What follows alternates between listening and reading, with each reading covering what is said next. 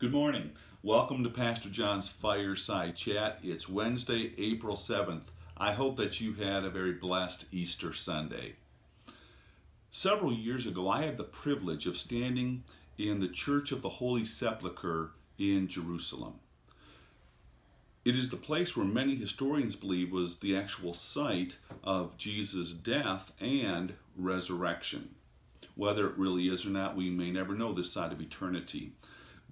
But standing in the place where Jesus may have been laid in death and then rising from the dead 3 days later was truly a moving experience, and it's hard for me to put it into words. But it did get me thinking about what the women must have experienced that very first Easter Sunday. And they're devastated. They had pinned their hopes on Jesus, and now Jesus is dead.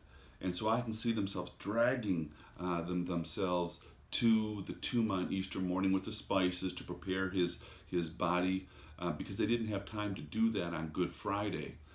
So they're going there, and nothing could have prepared them for what they did not find and what they did find.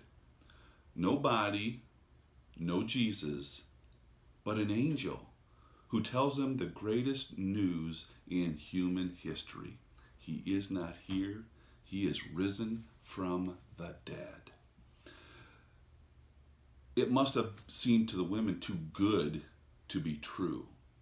And yet they would discover over the course of the next 40 days that it really was true, because they themselves would see the risen Jesus. They would talk to the risen Jesus. They would touch the risen Jesus, and their lives would be changed forever.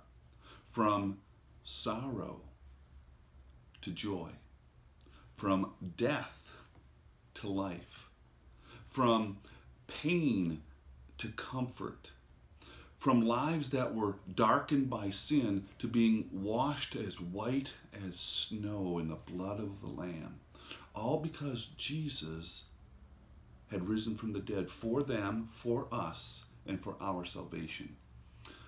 I left the tomb of the Holy Sepulchre with tears in my eyes, a smile on my face, and incredible joy in my heart. But I also left with a deeper commitment to proclaim the most significant news that you will ever hear. He is risen. He is risen indeed. Alleluia. And what he did for you, so that even as the women's lives would be changed, so would ours today. Have a great day in the Lord.